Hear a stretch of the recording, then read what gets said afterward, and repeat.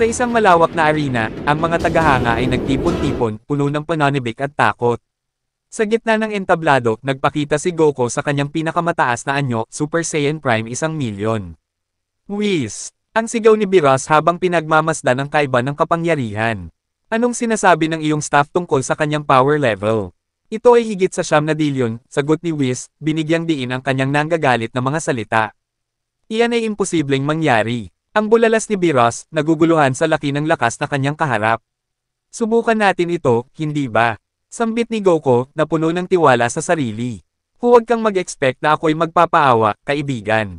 Kung susubukan mo akong talunin, wala akong balak na huminto, kahit kailan. Hindi na kailangan, sagot ni Beerus, ang kanyang mga mata ay nagliliyab sa determinasyon. Umpisahan na lang natin, kung kailan mo gusto. Shoo! Ang sigaw ni Goku, handa na sa laban.